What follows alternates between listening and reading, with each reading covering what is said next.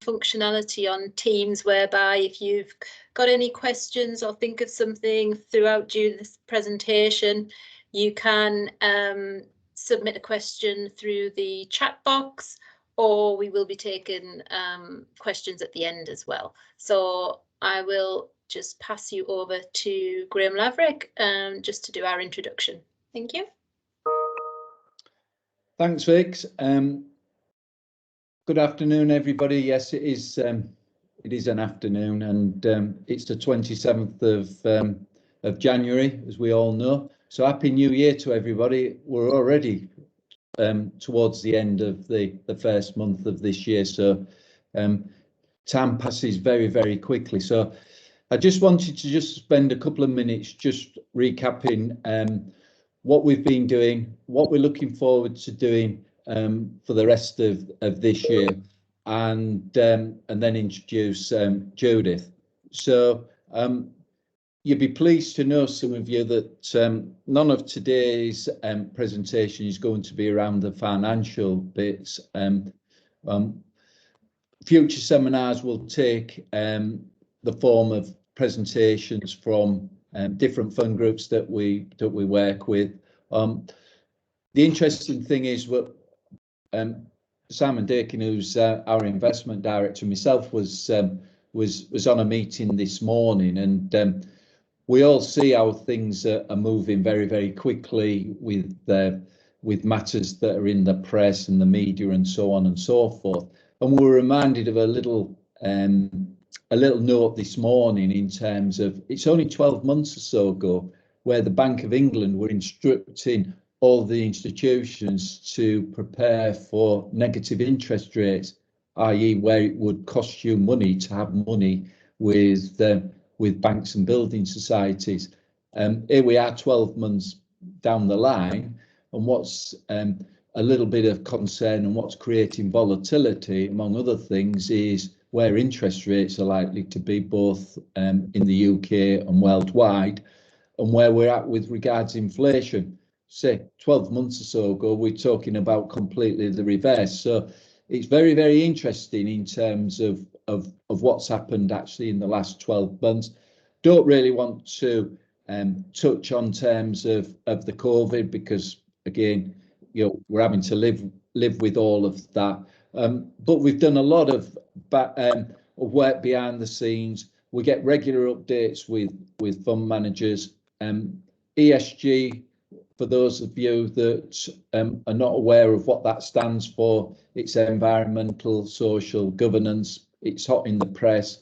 We've done work on all of that, and I'm sure when you have review meetings, you know, over the course of the next few months, it'd be a topic that will be raised. Talk about the Bank of England. We've got them provisionally in the diary for later this year. Last year we had 2 seminars which the Bank of England spoke, gave their views on different things, and they are of course totally independent. We've done mental health awareness, and we looked at life under lockdown. We are using our office. Some meetings we're holding face to face, others we're doing on a remote sort of basis. We're guided by what our clients actually want in that regards, and we are totally flexible. At every webinar that I talk to, I mention our client portal, and it's been a godsend for lots of reasons. I keep coming back to the fact that there are scams still going on. For those of you that haven't registered, it's only a small number, I urge you to register onto the portal. And for anyone else, please send messages through that means, because we believe that the security, and we know that the security is enhanced. There's a lot more features that the portal can give you access to. So if it's up to date sort of information in terms of valuations, you can see all those through through the portal, and you can add other investments that you actually want. So the portal has been one of the big issues that has been well received. Sending reports and so on and so forth through that has worked reasonably well. Next slide, please, Vix. So our next webinar is another month's time. We've got James Clemster from Lion Trust. It's one of our providers that we use in a lot of our portfolios. We've worked with Lion Trust for a number of years. This is the first time that we've got them to actually present at the webinar, so they'll be covering things of interest, and invitations will be going out for that in the next 2 to 3 weeks. So watch your inbox for that one. For the rest of the year, we've got a number of other things driven very much by feedback that we're getting from clients. So there are things like VCTs, EISs, venture capital trusts, EISs, enterprise investment schemes, ISAs and pensions. We're doing those in March. I'd urge anyone who was thinking about doing anything in terms of the tax situation before the end of the tax year, please don't leave it until the end of March, because we tend to be extremely busy, and the team have only got so many hours in a day. So that's more about the concept of anything. Inheritance tax has again come up high on some people's agenda. So we're running an inheritance tax webinar in April in conjunction with a firm of accountants, and then we've got the economic update coming from the Bank of England. We will be organising other webinars, in due course. But if there is any subject that you feel you would like at some other event to be covered, please let someone know, and we'll do our best to put that together. We're committed to doing webinars for all of 22. We're not particularly committed to actually doing them in the office from a logistics point of view, because we feel that this certainly works better and has done for the last 2 years as a result of what's happened with regard to COVID. Okay, so that's just a little bit that I wanted to say. I've worked with Judith now for a number of years. Judith covers all of the things that are really non-financial, and as I say, we've had Judith on a couple of these webinars. We've done presentations directly in the office. Some of you will have come across Judith. Others of you that will not, you'll find that some of the things that she's going to talk about this morning are quite enlightening. I would urge, if anyone has got any questions, if you can save those until the end of the webinar, and then we'll cover them off. But I'm looking forward to 2022, and also some of the things that Judith's going to cover in the next half an hour to 40 minutes. So over to you, Judith. Thanks, Graham, and hello everybody. Yeah, I'm Judith Wardell. My company's called Time of Your Life, and as Graham said, I'll explain a little bit about what I do and how I help people. But it was quite interesting because the first time we ran seminars online was at the start of the first lockdown in 2020.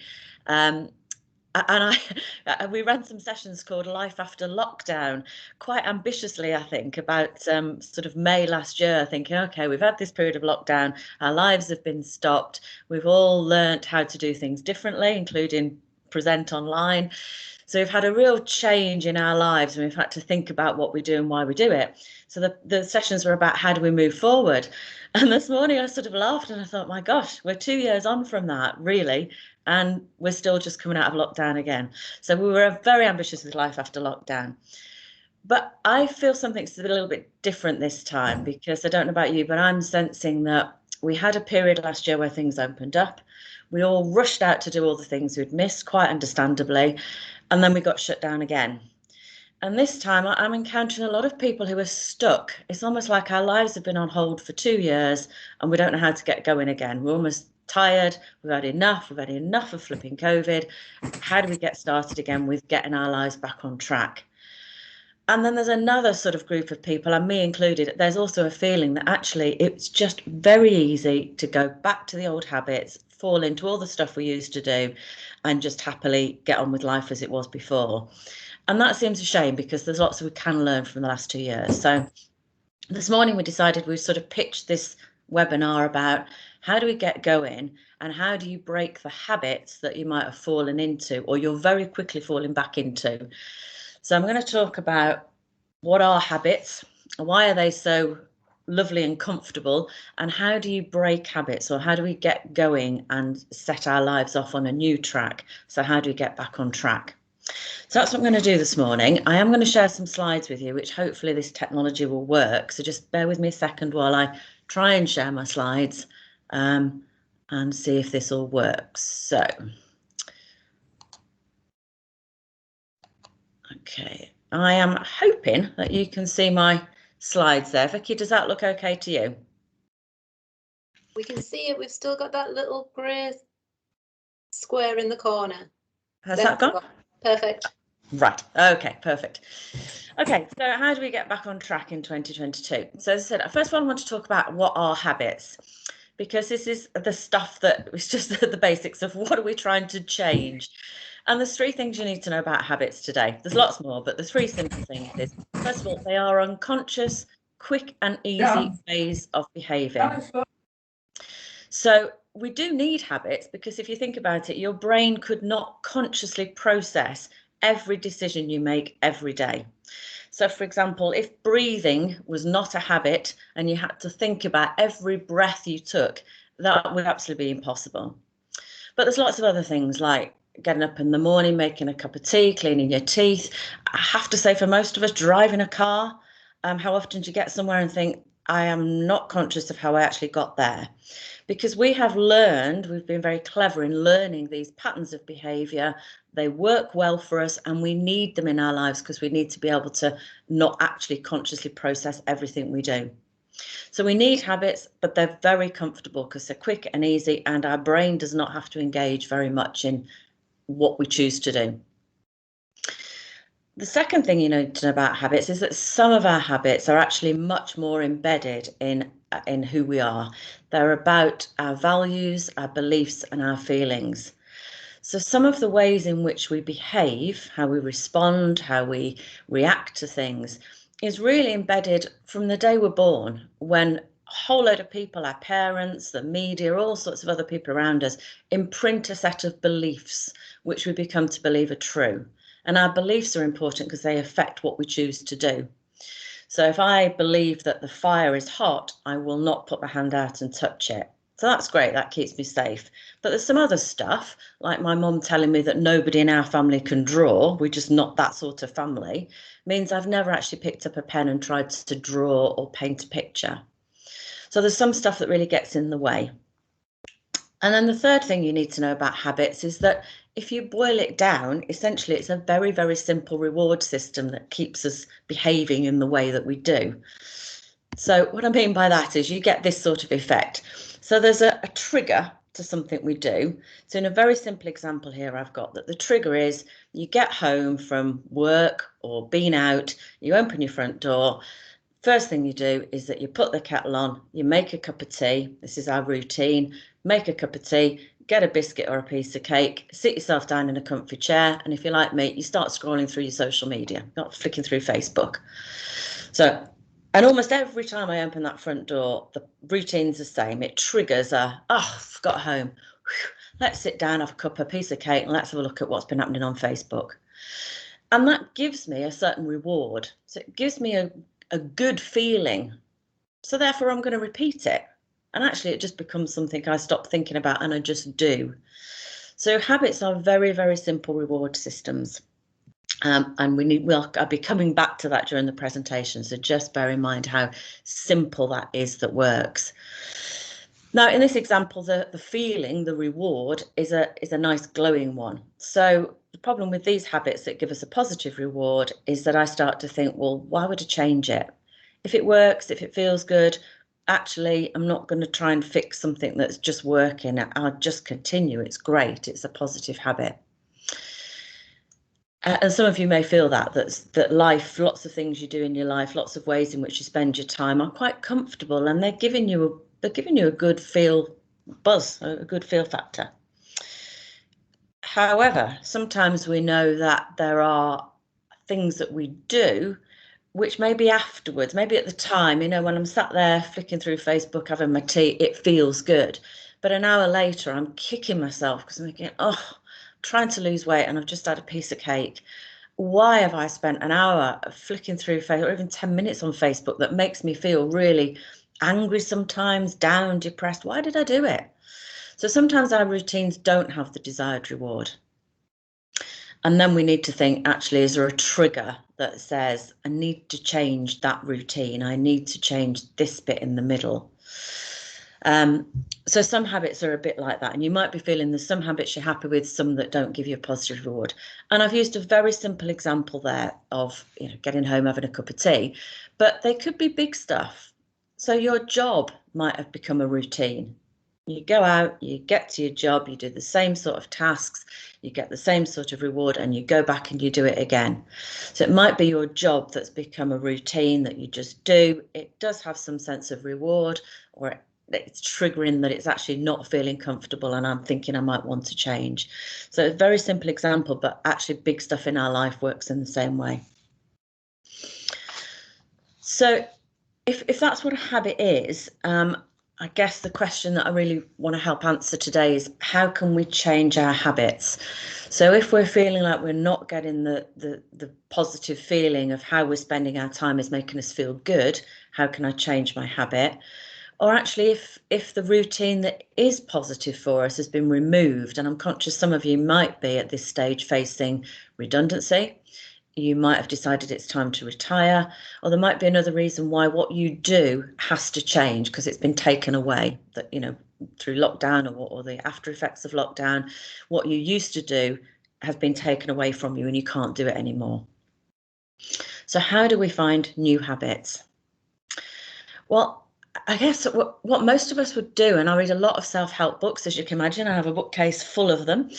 Most people start with, well, let's change what I do. So if I just get home from work or come into the house and I don't put the kettle on, I force myself to change and do something different, it'll all be fine, it'll all work out okay.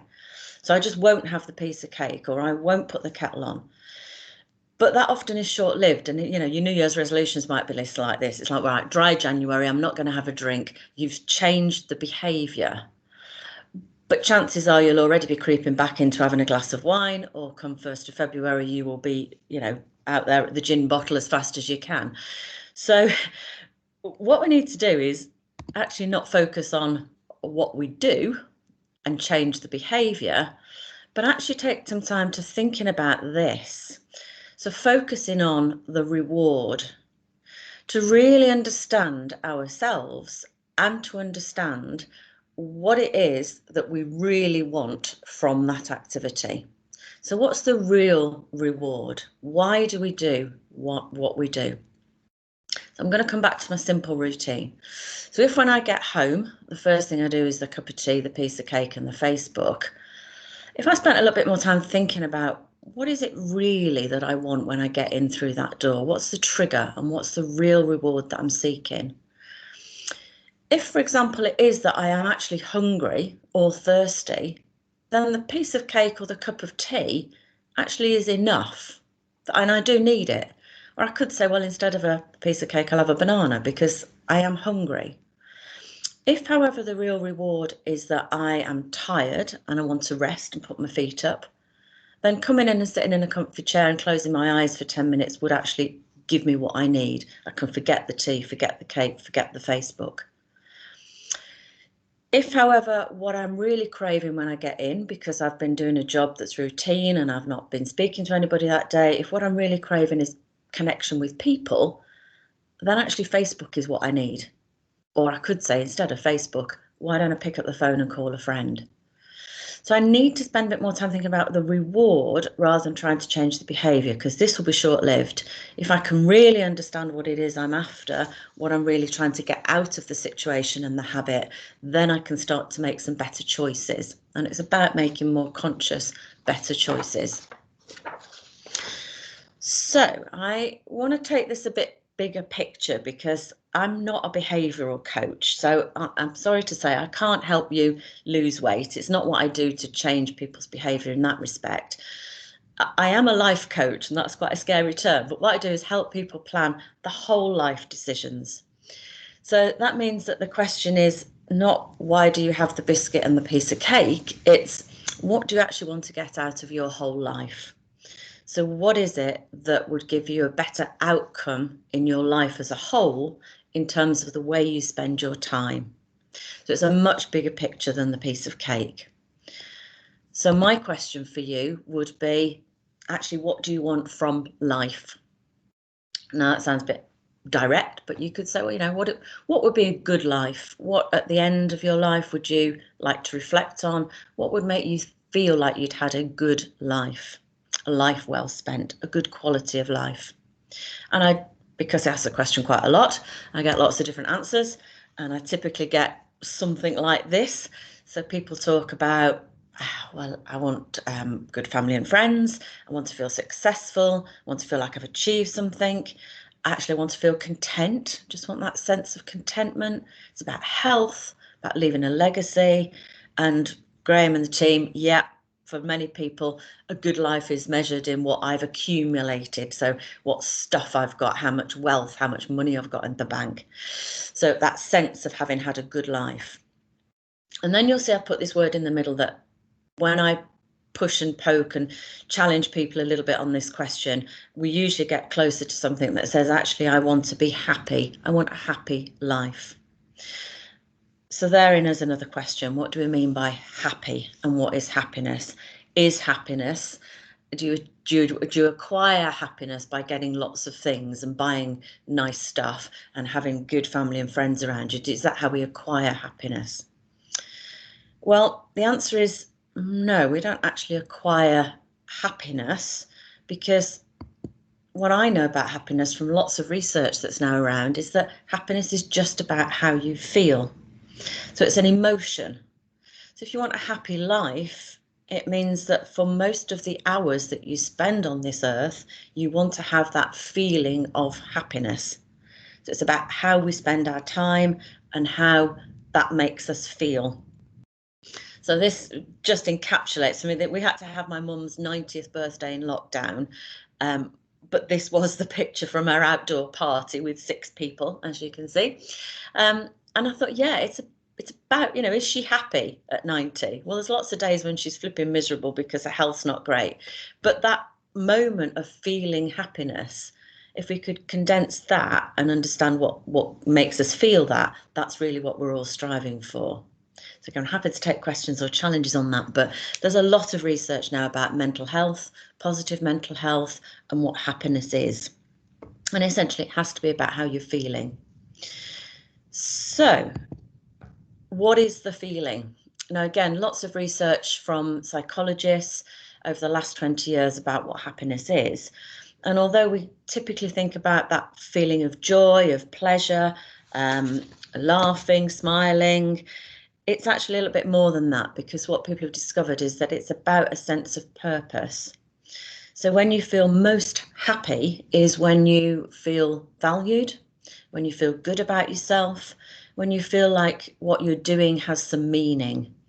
So pleasure and purpose is what we need to be thinking about with happiness.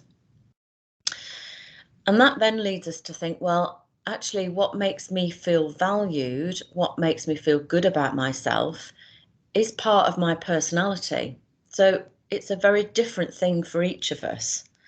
And quite often when I talk to some of my clients and say sense of purpose, they automatically go to, you know, I need to make a difference in the world. I need to be concerned about the environment. My purpose is about bringing up my family, you know, the big stuff. But if you think about purpose in what makes you feel like you've had a good day, what makes you feel like you've done something valuable today, worthwhile, then it comes back to what sort of person are you?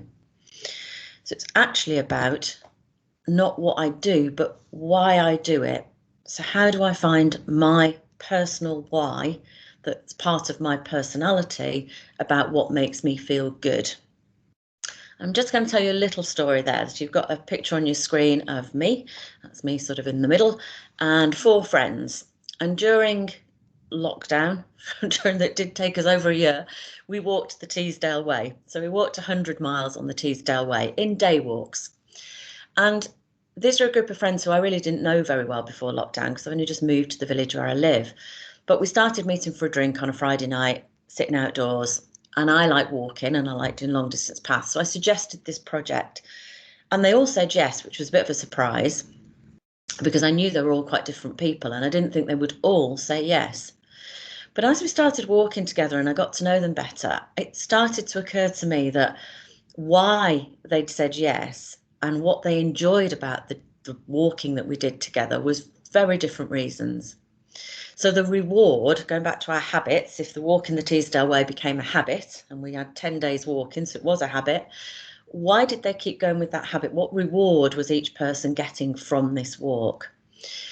So if I take, for example, Julie here at the front, Julie very much gets her reward from achieving something. So the fact that it was a target, 100 miles, and the fact that each day there was a target and a challenge, and some of it was pretty tough, actually achieving it, doing it as quickly as we could, not giving in, getting to the end was Julie's most important motivation. The rest of the group actually didn't want to do a section which was quite tough, if any of you know it, right up on the top of the moors at High Cup Nick. It was pretty tough walking. Everyone else said, I'm not bothered about doing that, we'll just miss it out. Julie kept nagging me until I walked that section with her, because by not doing it we wouldn't have achieved the target, so we had to do it, and I did it with her. If I take Jane at the front, Jane said wasn't really bothered about finishing the walk, but she enjoyed the element of planning and strategy and looking at the map, reading the map, planning the route. So her joy, her sense of being valued, came from actually keeping us all on track with the detail. Sue's sense of purpose, her why, is completely different. It was about helping people, supporting people. So she, when we walked every day, was the person who would always be at the back with the slowest walker, making sure they were okay. And she felt important by helping other people achieve it. So if someone was struggling, how can I help you? Bring in lovely treats for us all, stuff that would motivate us to come along. So helping other people, supporting other people, that's her why. And lots of other things she does in life are linked back to that reward. Me and Sally, our rewards are a bit about connecting with people. So for me, being part of a team was the most important thing. So I didn't miss a day because I didn't want to let the team down and I didn't want to feel left out. So I had to be there every day because I feel like I wanted to connect. So being part of a team was very much for why I wanted to do this, and a bit of a sense of achievement too. So with that little story and example there, the question I would ask you is, what's your why? So what motivates you? What's your personality? What sort of person are you? And therefore, when you think about whole life and wanting to have a happy life, what sort of things are going to make you have that feeling of sense of purpose? Yeah, because we are then back to our simple reward system. But what we've done is, instead of starting with changing what we do, we've spent much more time thinking about who we are and focusing on this reward part. Because once you know that, once you know the sort of things that light your fire, flick your switch, however you want to describe it, then it's quite simple and much easier actually to come back and say, okay, how is the routine that I currently have making me feel like that? So am I doing the right things to get the reward that my personality needs? So am I in the right job? Am I spending my time doing the right things? It's easier to ask this question once we know the answer to the reward question. So I'm hoping that makes sense there. So let's not change the behaviour, let's think about the reward, and then we can explore new options. So again, probably a story that might help is, if it is something big like your job, I worked with a younger man during lockdown. I typically work with people who are thinking about midlife change or planning for retirement. But actually, I worked with Tom, who was 27, and he'd realised in lockdown working from home that he really didn't enjoy his job. and was looking at all sorts of things. He came to me with 3 or 4 options of things that he thought he might want to do, quite random. I mean, he was in recruitment. He works for a large company. He was in a recruitment department. But it was police officer, there was going back to university, there was teaching, there was all sorts of options. I said, whoa, let's go back to this. So I do use some tools when I work with people. So I have personality questionnaires, guided activities to help you think about what motivates you, activities to get feedback from other people.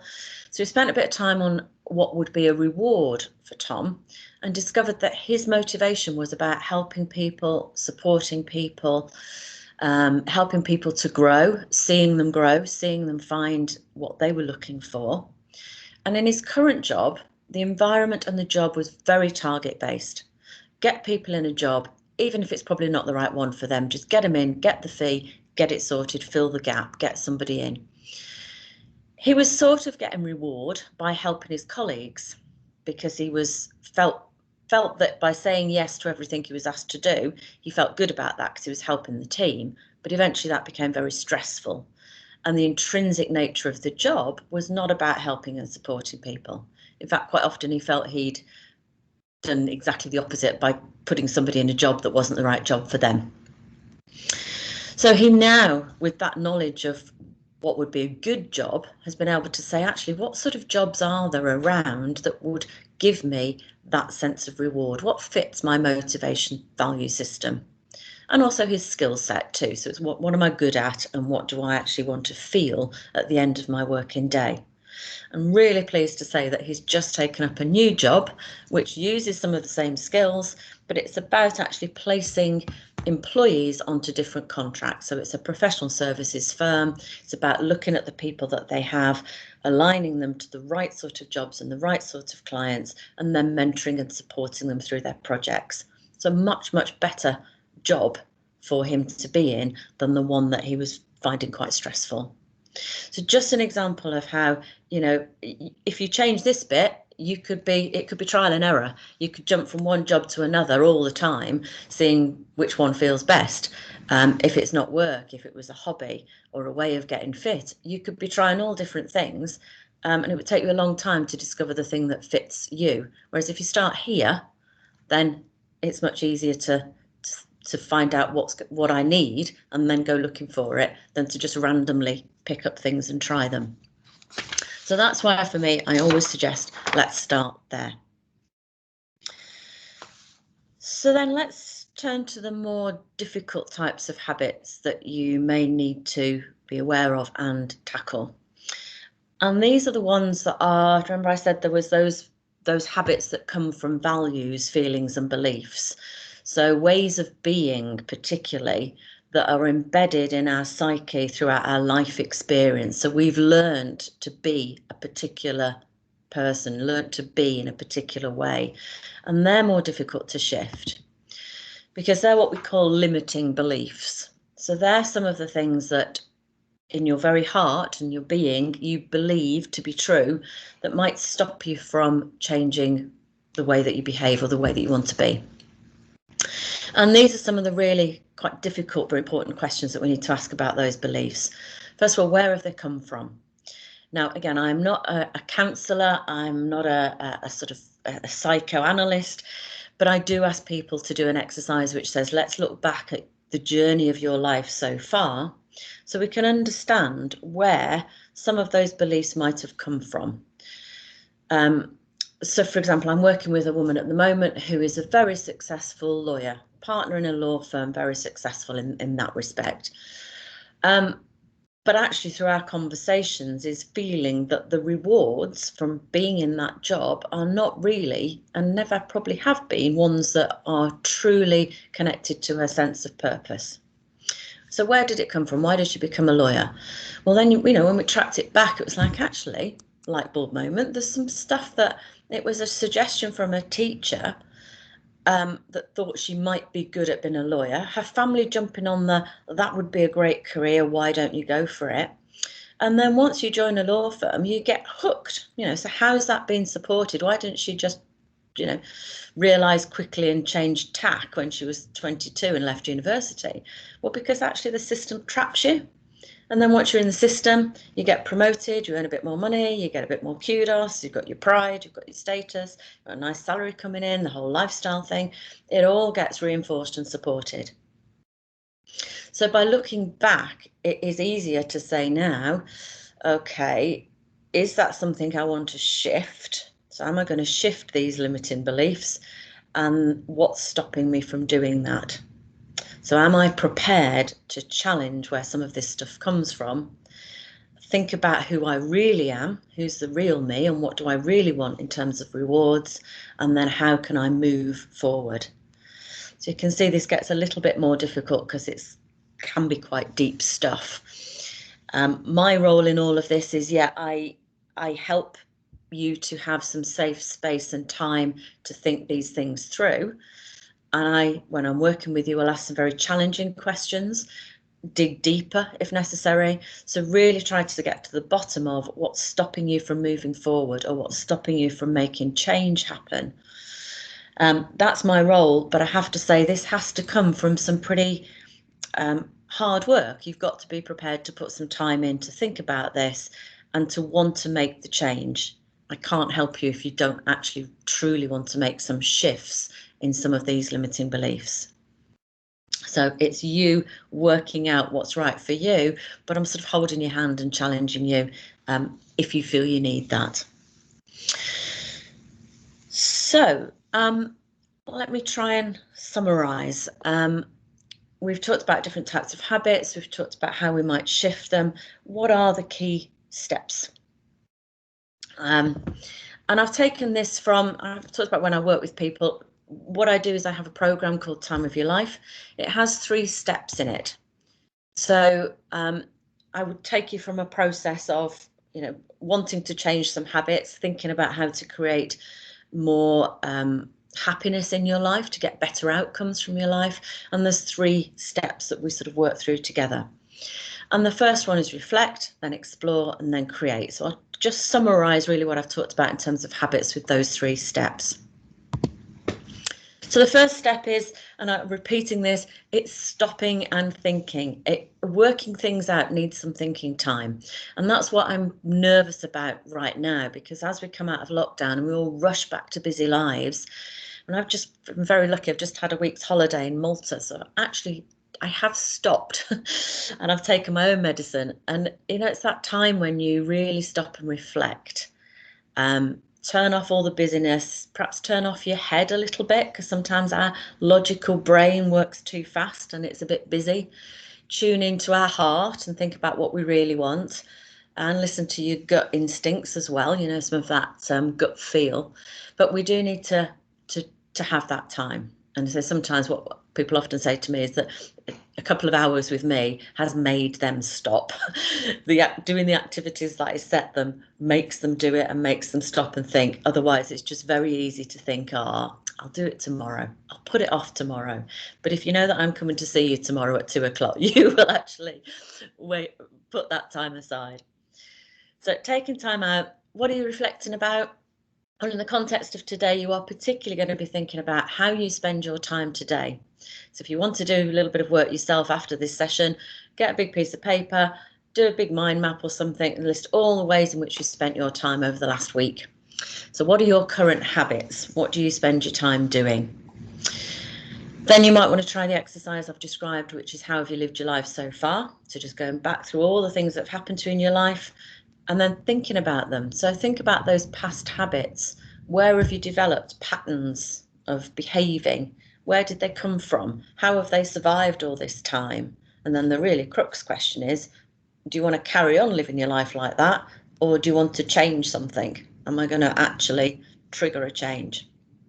And this is why I work with people at midlife and retirement. That's quite often a natural time, particularly retirement, to say, I can actually make a choice now.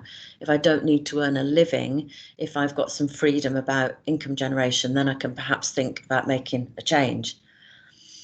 However, it's not impossible to do that in midlife. It needs a bit of thinking about how much do I need to earn and what sort of degree of change can I stand. And I have to say at this point, that's why I work with people like Graham and the team, because when you are looking at whole life change, you do need to have a bit of sensible decision making around your financial situation, your lifestyle, in order that it all hangs together. I would never want to create wonderful dreams about what could be if actually it's not financially viable or sustainable for you. So that's how we work hand in hand. So the step of reflecting is really thinking about that mechanism of the habits. What do I do? What's the reward I get from it? Are they habits that I want to sustain, that keep going because they work for me? Or are there some habits in there that I need to change? Or are there habits that I have to change because somebody's taken away the habit? You know, I've been made redundant, therefore my job has disappeared.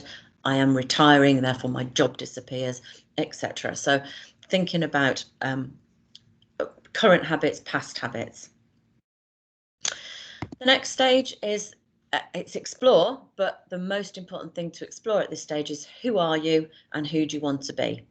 So who's the real me? Quite often we pretend to be someone we're not, particularly when we're at work, like the lawyer that I'm working with. Very easy to put a hat on, put a uniform on, go to work and pretend to play a part. Actually, I'm all about trying to help you understand who you really are and particularly who you want to be going forward. So it's about understanding your why, your motivation, your personality, your passions, what gets you excited, what gets you really motivated, what you care about, and your skills. Now, I should say at this stage, this is not about changing your personality. I'm assuming, I can't see everybody, but I'm assuming you are all well into your adult years. And at this stage, really, you know, you are who you are. It's not about changing personality. It's about understanding who you are, accepting that. I spend quite a lot of time with people just helping them accept and love themselves. You know, that is who you are. It's how do I work with what I've got and help me make the best version of me that I can be. But I'm not going to become somebody different when I'm 57.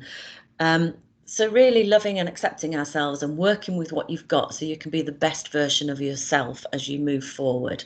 That's what it's about, not changing my personality. So that's our explore section.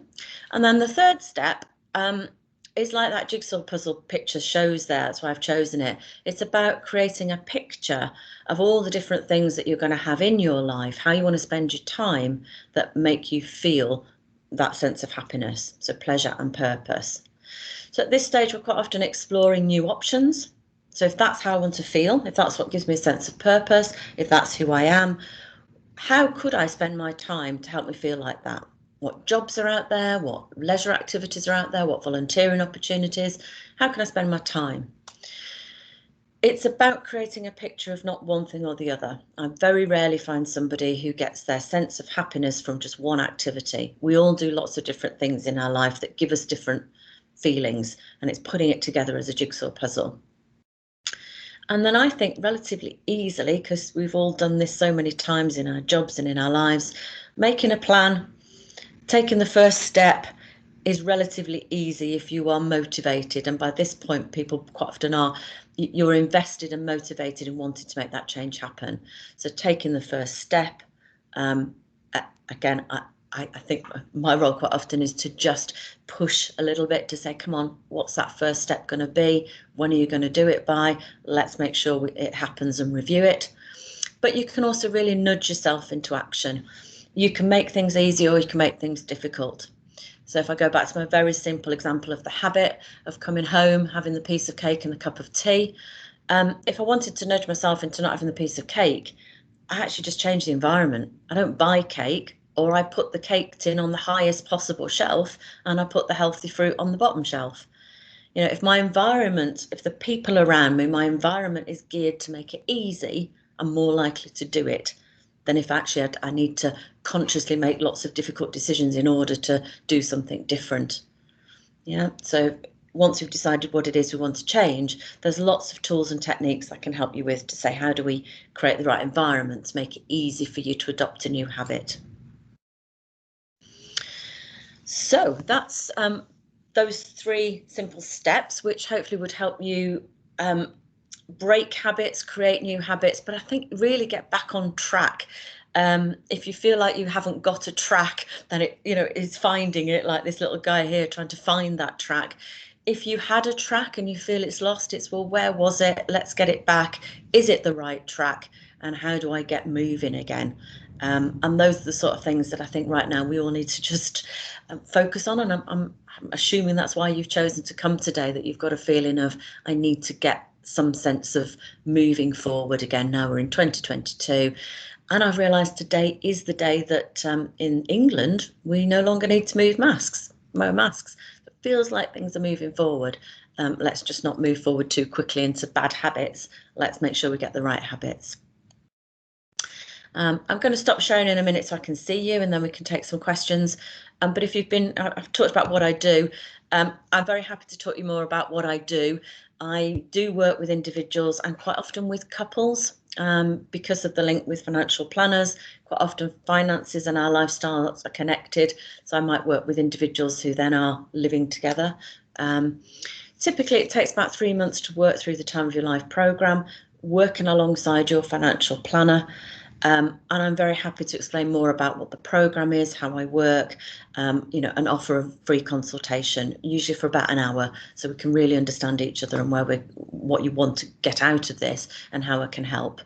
So if you want to do that, please email me, call me, or get in touch with Vicky if you've forgotten the details, and I can connect in that way. So I'm going to just end my show. This might do something a little bit strange, but I'm going to end the show and try and come back to you in Teams. And I think Thanks, I am Judith. Back to you without my slides. Yes, you're back there. Thank you, Judith. That was really interesting. I've jotted down quite a few points there, and I'm still considering what I'm getting out of my glass of wine from the beginning of the presentation and whether I need it. That is always the classic New Year's resolution one of what is it about the wine? Yeah. You're right. You are right that it does start, the habits do start creeping back in. So the first couple of weeks of January, you're on it, and then it starts gradually reverting back to pre-New Year resolution time. So really interesting. I hope you all can take something away from that. Do we have any questions from anybody? Or is everybody just pondering and ready to start working through their plans and got pen to paper already? And please don't feel shy. I mean, if you think it's a daft question, it's never a daft question, because I learn every day about some of this stuff. So please ask a question or a challenge. If there's something you said that didn't really resonate with you, I'm very happy to take a sort of a different view or a question. I think one of the points was simply that you do need to take some time out just to stop and think and reflect. And that is actually quite a difficult step. It sounds really simple, but it's actually a really difficult step, because you do just get dragged into day-to-day life and you do get back on that hamster wheel straight away. It's just the natural way to behave. So I think if anyone can take something out of this, it is to that very first step, to just step back and take some time out. And it was interesting, Vicky, you might remember when we did the sessions in 2020, one of the things that I sort of drew people's attention to was that I got quite angry with the amount of stuff that was coming out. So when we went into lockdown, all the self-help channels and all the stuff on the media sent people into a frenzy of doing stuff. So we were all baking banana bread, doing jigsaws, doing Zoom quizzes. People actually didn't stop. So although we went into lockdown and we said, we're locked down, we can't do anything, what I saw was people being incredibly busy doing stuff that they would never have thought of doing before. But somebody had suggested that, well, it'd be a good thing to keep yourself busy, keep your mind active, keep yourself busy. And so some of those seminars we ran in 2020 were actually saying, just stop. If baking bread is not giving you the reward, if you're not the sort of person who gets any sorts of satisfaction from baking banana bread, do not do it. Just stop and think about what's right for you, rather than following the herd of, this is what I'm going to do because we're in lockdown and everybody's going to do it. So I just think as human beings, we have lots of pressures from the media and everyone around us that if you're not busy, there's something wrong. If you know, to just sit and be in a chair and think is not being productive. Mm-hmm. Yeah. And I don't know if some of that comes from, again, I know quite often a limiting belief that lots of people I work with come to me with is the work ethic. And I think particularly for sort of our generation, there's a very embedded sense of being busy, being productive, that work ethic. I know I'm sort of, you know, product of the 80s. If I am not busy and doing something, I feel worthless. Mm-hmm. So I've got this work ethic that, you know, I'm trying to break it to say work doesn't define me. It's not the only answer. But there's a little voice in my head that says, you're not doing anything. What doing nothing. I've got a really lovely book here, which one of my clients threw back at me. It's called How to Be Idle. Really lovely book by a man called Tom Hodgkinson, How to Be Idle. And I keep recommending it to people who can't get rid of that work ethic thing. And one of my clients he got it, and then he's thrown it back at me and he said, I read the first chapter and it's not for me. And I looked and I thought, it's exactly for you. But he couldn't even get past the first chapter because the whole idea of being idle was so alien to, you know. That's an awfully thick book for something, so that should be really quite simple. Well, what I should say, there's a lot of, if you like history, it's quite interesting. What he talks about is that being idle, so things like laying in bed in the morning, thinking about things, lots of the great inventors in history, poets, authors, mechanical inventors, lots of people who've done amazing things have been idle. So they've had lots of downtime in their day where they've been thinking. The whole, the period of Enlightenment where people used to go to bars in London and just sit and chat and bounce around ideas, you know, cocktail hour, those working lunches in the city where people actually created a lot of really good stuff from being idle, doing nothing for 2 hours, but just chatting and having a nice lunch. Yeah. So that's what the book's about, is, you know, idleness isn't idle, because out of it comes creativity, good thoughts, innovation, questioning things. Yeah. Well, thank you, Judith. That's been really interesting. As I said, if anybody does have any questions, you think of something afterwards, feel free to direct them to ourselves and we'll pass them on to Judith, or get in touch with her directly if you think the Time of Your Life programme is something that might help you. But I'm just conscious that we're well into lunchtime now, and everybody might just want to go and have that cup of tea and sit with a piece of paper and just jot some things down while it's fresh in your mind. So thank you everybody for attending, and we'll be in touch with our next webinars. Thank you, Judith. Thank you. Thank you. Bye-bye. Bye-bye. Bye, everyone. Bye.